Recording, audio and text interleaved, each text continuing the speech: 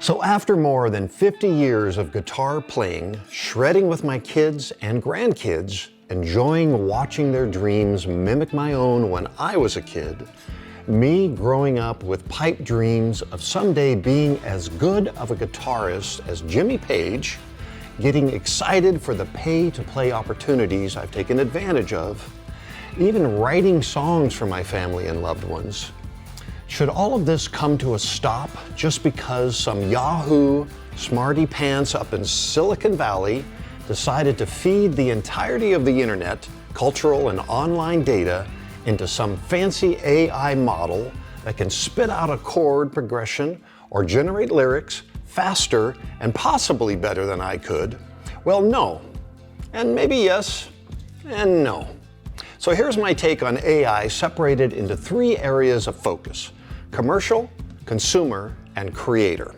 Let's first consider commercial music, the soundtrack, playing as we live our lives, often playing subtly in our daily environments like elevator music, cafe soundtracks, and on-hold music as we wait patiently on customer service telephone lines. This category of music is designed simply to elicit an emotional response or state, and it's selected based on its ability to trigger our core emotions, such as calming us down or getting us excited. Here's an example we can all appreciate. I am on hold, waiting while my finance advisor follows my orders to dump all my AI stock. Some nice, peaceful, nondescript music is playing, trying to convince me I am floating on clouds and not waiting the 30 minutes plus for the advisor to come back to the phone. It's here that AI can come into its own, efficiently creating vast swaths of atmospheric music. This music, devoid of the intricate narratives of complex emotional journeys that define much of our most cherished music, could be a match made in AI heaven. Much like how AI has been used to churn out articles or write formulaic stories, so too can it compose endless reels of background music to suit a wide range of moods and settings. This type of music follows straightforward commoditization, and the reality is that if you are a lead producer of an elevator music production company, you should be worried. You should be thinking about how to stay ahead of a changing industry where the cost of production is rapidly approaching zero. I believe that AI-generated music, text, lyrics, and other content will easily become the norm in this commercial area.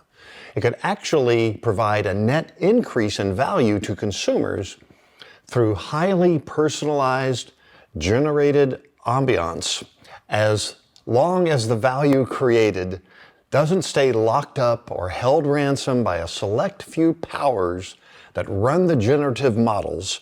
But for this video, I don't have enough time to talk about regulation and fair use, as there are many voice actors, studio musicians, music producers that are keenly tuned into AI's impact. Now, for consumers of music, people attended Led Zeppelin concerts because they had a relationship with the artists, not just the music. They loved the band as I did. The band's unique story, style, and persona are embedded in every note they play, and this human narrative makes their music so compelling. For many of us, Led Zeppelin inspired us to play the guitar or drums or join a band with the hopes that we too might play like them someday. Could an AI algorithm replicate the unique sound of Jimmy Page's guitar work? Possibly. But could it replicate the life experiences, influence, and personality quirks that made him the guitarist he is? Unlikely. Even if it could, would a human want to develop the same connection and relationship to that AI as they did to Jimmy Page as an idol? Someone who they might look up to, aspire to, and play like one day, as I did when I was a kid. It's hard to imagine me tacking up a poster on the wall of an AI in place of the real Jimmy Page. A good way to test this is to think about the music that I like and you like. the musicians that you and I like, and to ask ourselves why we like them. Do we like them because their music is the best, or does it evoke a memory or feeling for us? Are there long-established habits and patterns that we've grown accustomed to while listening to them, that it's almost ritualistic to listening to the real Zeppelin? What song was played at my wedding? What feeling gets evoked when it plays again? Our relationship with music and musicians will always set the value for us as consumers.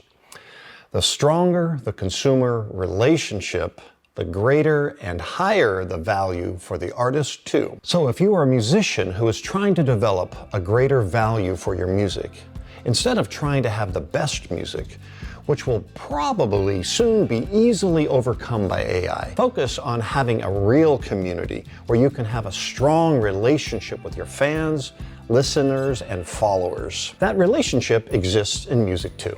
It's worth noting that even in areas where AI has already surpassed human ability, such as chess, there is still a commercial demand for human participation.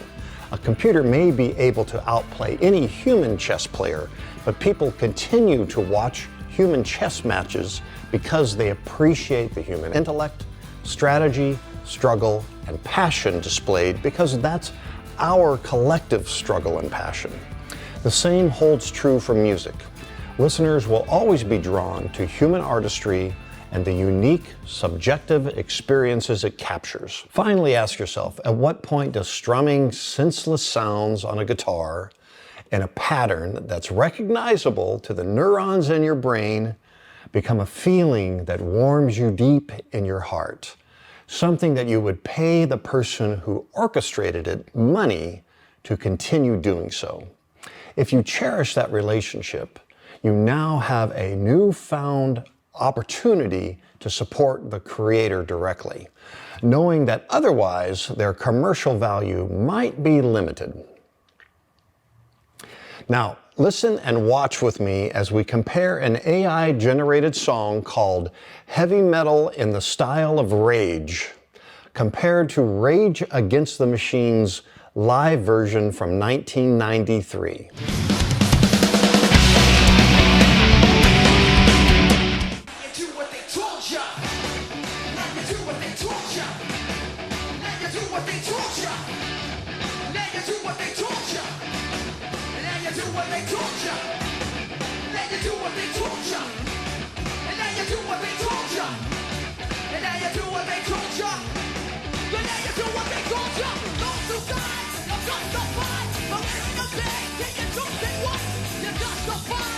Although it is remarkable technology to generate a song from data, is it really a comparison to the consumer's experiences as in this example?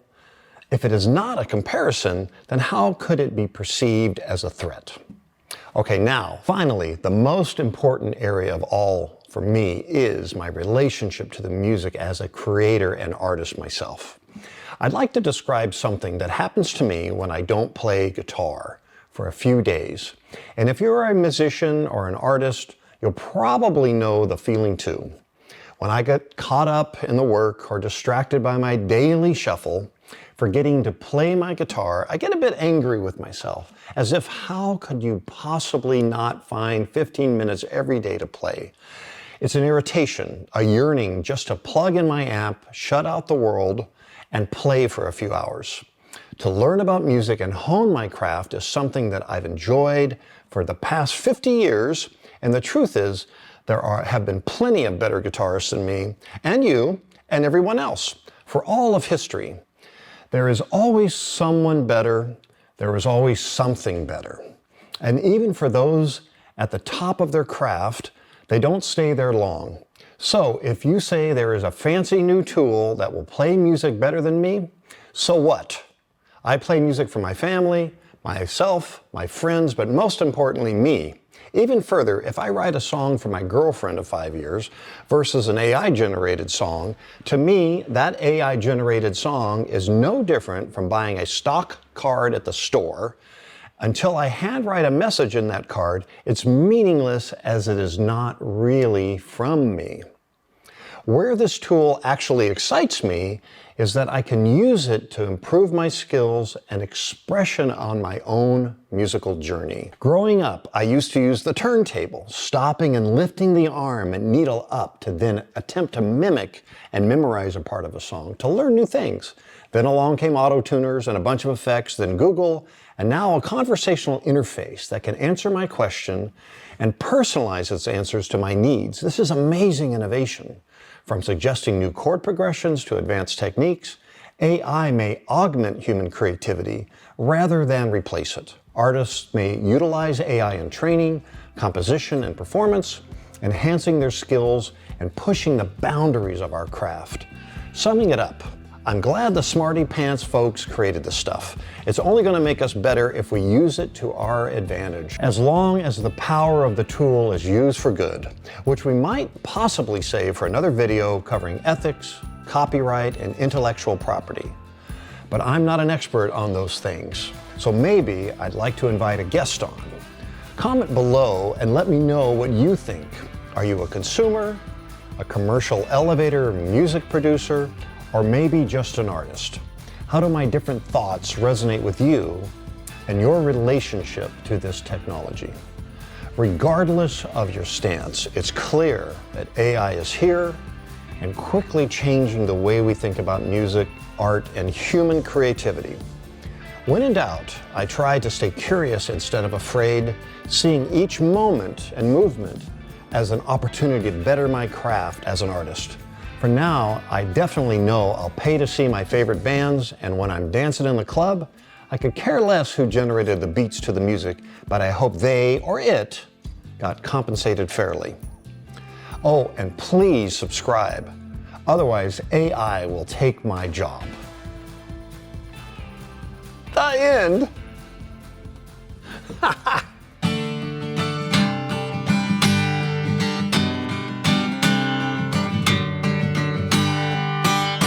AI can't do that yet.